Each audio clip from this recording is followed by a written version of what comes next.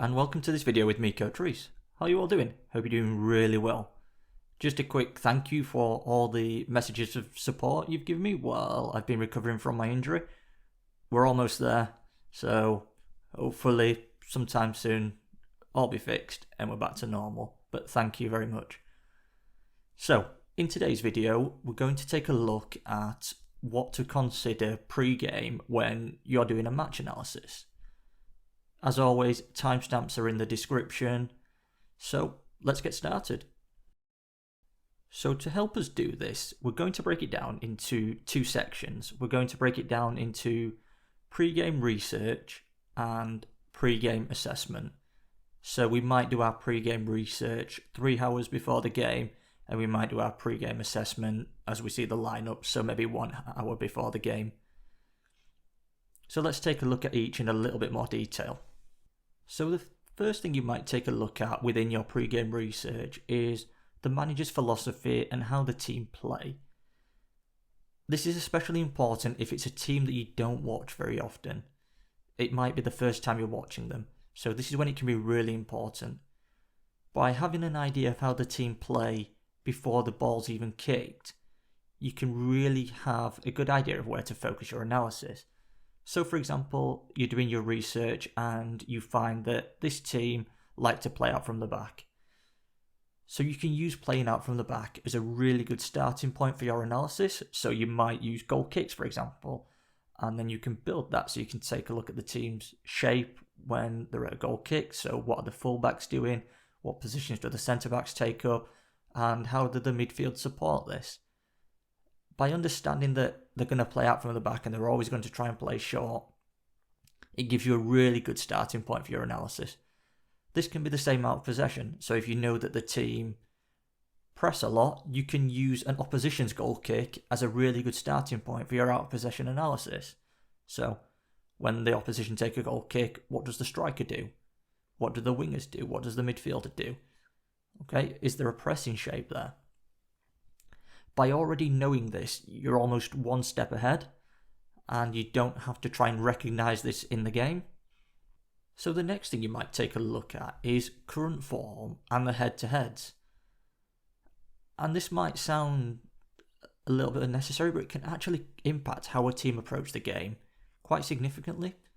So for example, Team A usually press, but Team A haven't won a game in the last 5. And their head-to-heads, they've lost the last 3 meetings.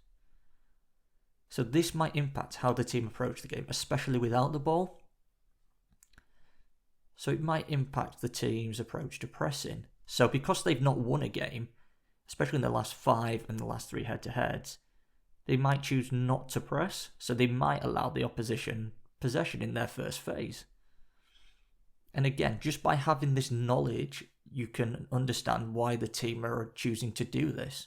So it might be, okay, they've not won, they need a result, even a draw in this situation might be a good result. So they might choose just to drop into a mid block and then into a deep block as opposed to pressing. And just by having this information pre-game will really help you understand why a team are choosing this approach. And finally, with your pre-game research, you might look at players available. So, are the team suffering from any key injuries? So, for example, we know that the team like to play out from the back, but the current goalkeeper suffered an injury in the last game, so they're unavailable. And the goalkeeper that's coming in to play the game isn't quite as strong with their feet. So this again could impact how they play out from the back. So we might see the ball go into this goalkeeper, and because they're not very confident with the ball at their feet, they might choose to play long, whereas the original goalkeeper might play short in that situation. Just by building all this information up pre-game can really help you understand why a team are choosing to do what they're doing. You might be watching the game and going, oh, this is not quite normal. But because you've done your research, you can understand why. So the goalkeeper's playing long every time, but actually this is the second choice goalkeeper who's not quite as strong with their feet. So we can understand why that team are choosing to play long. Or the striker that they usually play likes to run in behind. He likes to play off the shoulder of the 2 centre-backs. But again, the striker who's coming in doesn't quite possess that in their profile. They're a little bit more of a target man. So he might want the ball to feet, or they might choose to put crosses into the box just because it suits that player's profile. These subtle differences can all be impacted by things that you can see within your research that you do pre-game. So let's think about our pre-game assessment, and this can usually happen within the final hour before kickoff, just as the teams release their lineups. And the example that we're going to use is Manchester City versus Arsenal, because we saw some quite subtle changes with the lineup that Arsenal used. So in the first 2 games of the season, we've seen Arsenal use a 4-2-3-1 formation. So we could almost anticipate that that's what Arsenal would have used against Manchester City. But once the lineups were released, we're taking a look at the players in the team, and we're thinking that, okay, these players don't actually fit a 4-2-3-1. So what could happen here? Is it just because of injuries and players available that are impacting this? Or could there be something more deeper?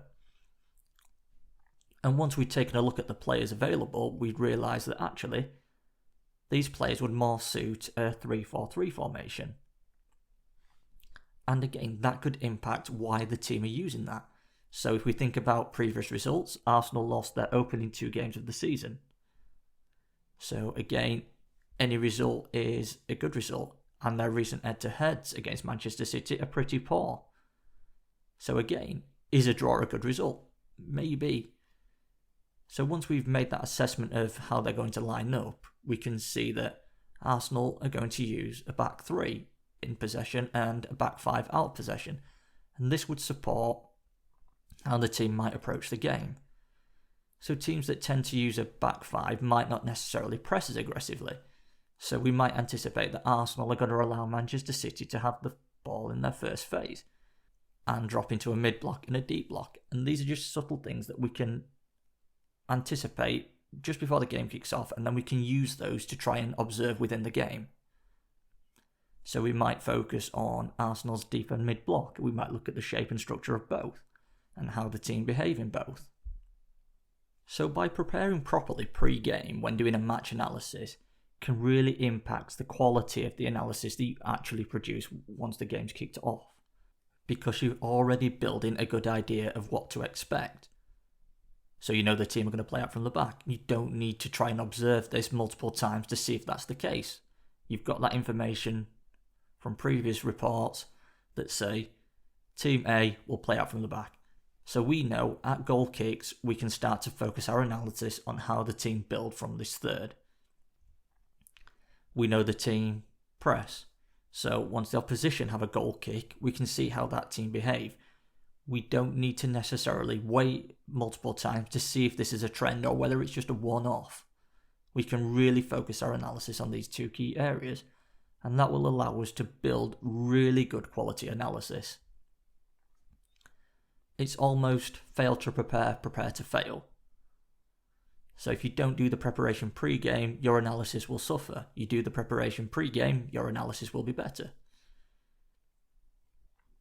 So I hope you found this video useful. I hope it's been something that you found informative. If you have enjoyed the video, do remember to like, comment and subscribe. I've been Coach Reese, and I will see you in the next one.